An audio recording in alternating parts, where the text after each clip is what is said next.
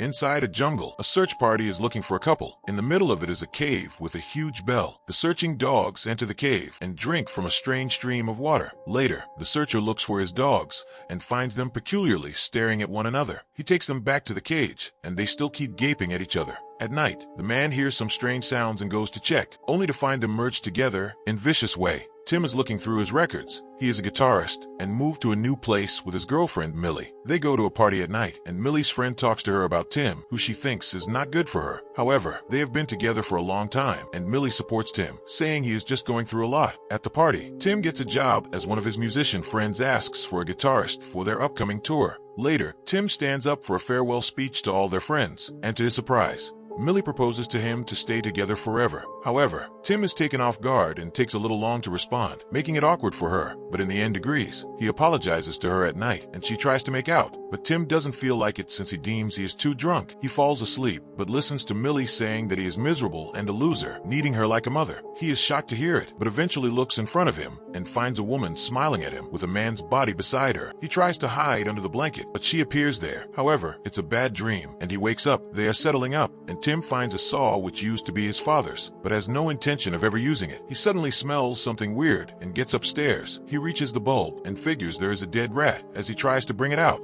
there are also a bunch of them along with it. However, one of them shrieks, and he is startled. Mill appears there as well, and he eventually throws them all away. Millie has gotten a job in the new place of a school teacher, and she comes across a coworker, Jamie. He welcomes her, and they chat a bit as Millie tells him that she lives with her partner, and comes to know that Jamie lives just across the neighborhood. The next morning, the couple goes out to travel through the jungle for a hike. In no time, they find themselves lost for direction, and adding to their misery, the rain begins. They come across the cave, and Tim falls into it. Millie tries to take him up, but falls with him inside. They are dropped over water and are unhurt. Millie figures there's no signal, and they find the vibe is eerie. However, the evening is about to fall, and they decide that they will spend the night there and leave in the morning. They take place by the stream and realize that they have very little water. However, Tim has brought in an empty bottle, and after drinking for himself from the pond, he realizes the water is fresh and bottles it up to let her drink as well. As they settle down, making a fire, Millie asks him about how he figured out about the rats. Tim tells her a story from his childhood, when his father used to smell something rotten from his room, and after days of cleaning up, he finally figured out a dead rat over his light bulb. Then he says that he began to smell it everywhere, and the image of him one day walking into their parents, finding his father dead, and his mother strangely smiling at him, still terrifies him. They fall asleep, and Tim suddenly wakes up and feels that he is able to breathe in and out of the entire cave. He looks at Millie and finds her choking, and a hand grabs him from behind. However, it's a dream again, and he wakes up. They are about to get up, but feel stuck. They realize that their legs are apparently joined together with something sticky. It hurts them to tear apart, but they eventually manage to let go, straining it a bit. The daylight is there, and they successfully manage to get out of the cave. Back at the house,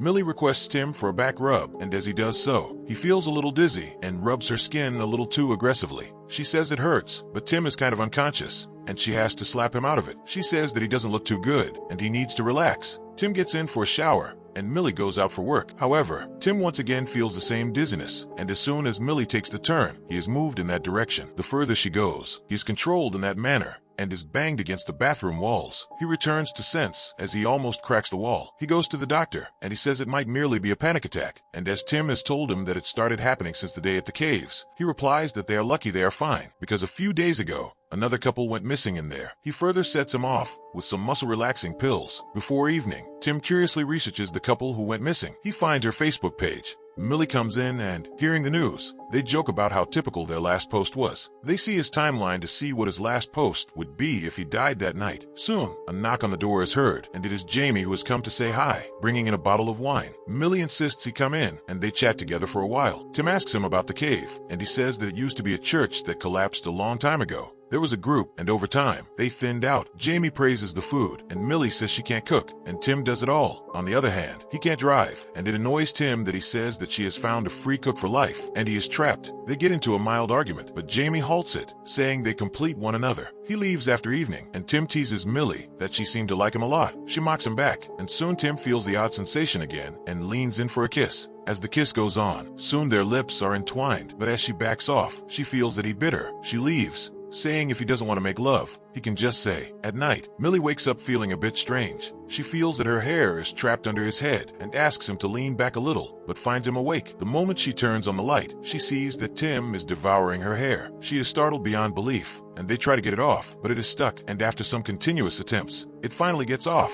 The next morning, Tim is about to go on the tour, and Millie says that he seems sick and he shouldn't go, and they should talk about last night. But Tim isn't up for that, and she drives him to the station, saying he should stay there for the night and have some alone time. However, just after she leaves, Tim starts to have a panic attack. The train arrives, but he can't really move. He insanely starts walking back. Millie is at the school, talking to her friend on a video call, who tells her again that their relationship is falling apart, and she should recognize that. Soon, Millie sees that Tim is there at the school and runs towards him. She takes him inside the bathroom, and Tim says that he has a desperate need to see her and starts kissing her. They enter a bathroom stall and eventually start to make love. They laugh it off as it ends, but he can't pull it out anymore. They both try from their end, but it doesn't work, and the kid has apparently come in, and they quiet down. After he leaves, they push harder and manage to let go, hurting Tim excruciatingly. Jamie appears there with the student, and she comes out, seeing blood coming out of her thigh. Jamie figures it must be an emergency and leaves, advising her she should use the staff bathroom the next time. However, at the last moment,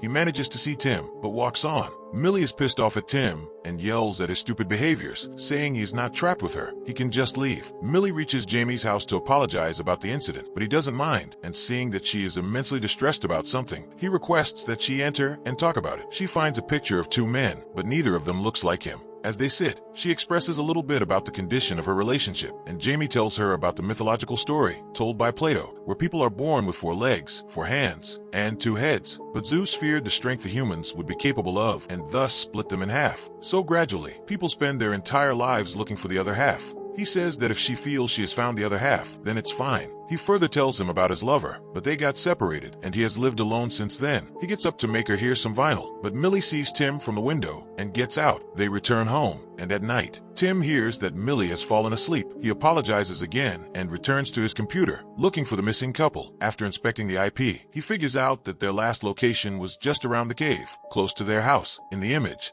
he further sees the bell as well. Soon, the internet goes off, and Millie is banged against the door. Being startled, he sees her lingering by the door and pulls him. He further reaches her and finds her banging against it, and her feet are above the air. He fights against the force and gets himself out to catch her. She doesn't wake up, and he slaps her to consciousness. Mill is completely startled. They sit together at the table, and Tim tries to explain that something is happening to them since the incident at the cave. He has been feeling a magnetic force towards her, and now she feels it as well. Millie thinks that he is acting crazy, and she merely had a seizure. She decides to leave, but stops just before the door. Tim says that she stopped because he wanted her to. He tells her that she knows the thirst she is feeling in her bones, and they must return to the cave to find answers. Millie is angry and says that her parents are coming for lunch on Sunday, and he shouldn't be there. At night, they decide to sleep in different rooms. However, in the middle of the night, Tim wakes up, finding himself being pulled through the corridor. He tries his best to hold himself back from going any further. He sees that something is growling inside her body. Soon, Millie comes out of the room as well, completely bent the opposite way. She moves towards him. The more she tries, the more her body bends. Tim says that she has to fight it, but he is pulled in as well, and their hands eventually touch. Gradually, it starts to merge in, and they get intact. Tim asks her to get the muscle-relaxing pills from the drawer, and they drop them all over the ground. They mash it and snort, and it somehow works. They try their best to get rid of the tie. Although it works a little bit, Tim soon falls numb. In the morning,